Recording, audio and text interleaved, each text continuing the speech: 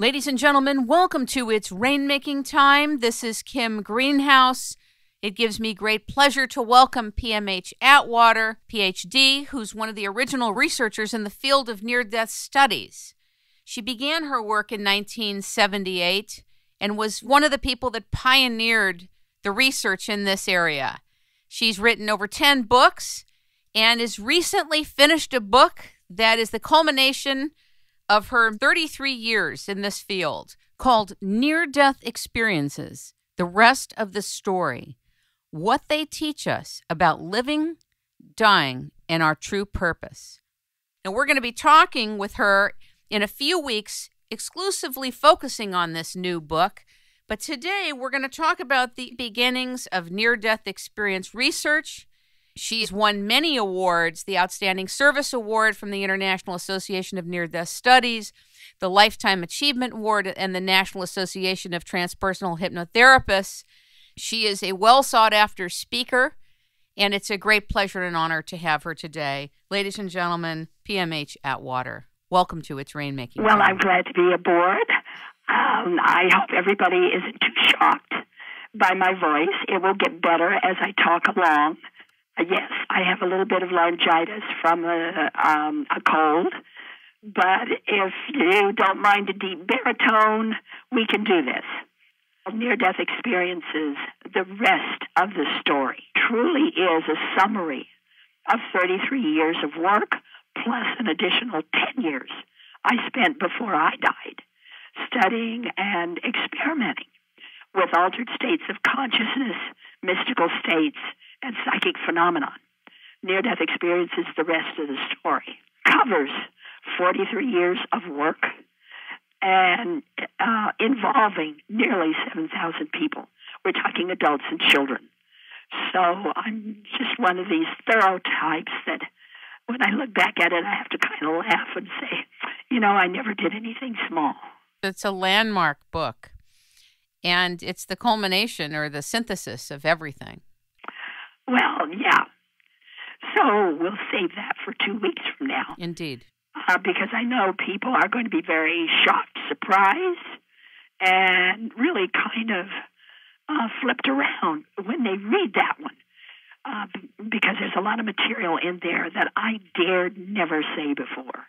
And I decided, okay, now that I'm retiring, by golly, I'm going to let her rip. It is interesting how it takes either getting out of one's formal profession or a release of having to want or desire credibility or to be discredited to finally come forward with certain things.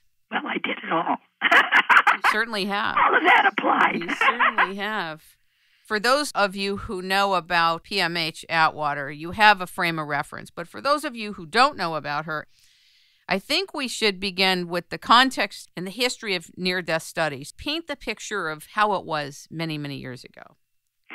Well, near-death, the term near-death experiences began in 1975. That's when Raymond Moody's book came out, Life After Life. Now, that book would have never seen the light of day had it not been for Elizabeth Kubler-Ross. It was the publisher that Raymond had taken the book to. They called Elizabeth Kubler-Ross, and they said, is this true? Can you validate this? Will you stand behind this? Because this is scary stuff. We don't want to bring it out. We don't want to take a chance on this book if we don't have somebody famous to back it up. And she backed it up. She backed it up with her reputation and her good name. That's how Raymond Moody first got published. If it hadn't been for Elizabeth, he'd have never made it. Then that book came out in 1975 worldwide, and it caused a sensation. Now, certainly the publishers knew that, and they were delighted that that indeed occurred. It talked about life after death. It talked about a hereafter. It talked about people who die and come back from death, who are resuscitated or revive. And they have this scenario or a particular experience that occurs to them that they talk about it. And it was just it was just so new to the public, even though, certainly in esoteric circles and metaphysical circles, this kind of thing has been known for hundreds of years. Various types of historians and medical people knew this, known it for hundreds of years. If you go back in time, you can trace near-death research to the 1700s. Really? Absolutely. They didn't use that term, of course. It was Raymond Moody who coined the term near-death experience. But they talked about this type of people, and in fact, you can go back. There are some writings in Europe in the 1600s that talk about this and talk about research teams that went out interviewing people who had these kinds of experiences. So when I say this isn't new, I mean it. It's not new, but it's new to the general public. The general public didn't know about it. The mass consciousness didn't know about it. And it was Raymond Moody, the pioneer, who turned that around. What's the name of the book he wrote?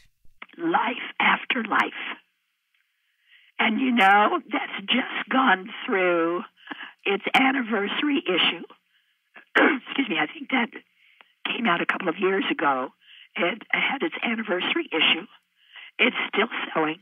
It's still selling like hotcakes, millions of copies, and it's still worldwide. And a couple of years ago, China opened up its doors and allowed him in, just as long as he didn't talk about reincarnation. And just as long as he didn't use the word God, he was welcome. And he came in, and he really was well covered by the media. So we're all very proud of him for doing that. I know the woman in China that brought him in, and she's a gutsy lady. She was born there, the daughter of missionary parents. But she she was raised there, but then came later back to the United States and had her life here. And then when she retired from her work here, she returned to China, and not too far from her father's church and where she had been raised. And she has done everything she can to educate the people, bring them aboard, teach them how to garden, teach them all kinds of things. Her name is Eunice Brock, and I'll tell you, that woman is a wonder woman. She's way up in her 80s, and what she does, I mean, it's fabulous. But anyway, she brought him to China, and we're all very proud of that. But one of the, there were several kind of weird things that happened. Let's hear them. Number one, the various medical types and scientists and researchers in Europe were scratching their heads. And they were saying, well, we go out and we talk to these kind of people, but we don't get that kind of model. We don't get that kind of pattern. And what we're getting is a little bit more of a downer. It's not that they all come back, charitable, spiritual, happier people, but rather we're finding that they're coming back really confused. And we think that you people over there in the United States are making this all up. So for years, there was a real schism between researchers in the United States and researchers in any other country, not just Europe. And they all thought that Raymond Moody was exaggerating the whole thing just to make a buck. So there was that schism. Schism number two, and that schism is still haunting the field and probably will for a long, long time. And that concerns tunnels. We can trace reports of tunnels back in time to the sensationalization by the media of Raymond Moody's book. Now, let me explain that. In 1982, Gallup poll did a scientific survey in the United States of people who had had near-death experiences. In that survey, 9% of the people said they encountered a tunnel. Only 9%. We didn't have the reports getting higher than that until after the media sensationalized the book.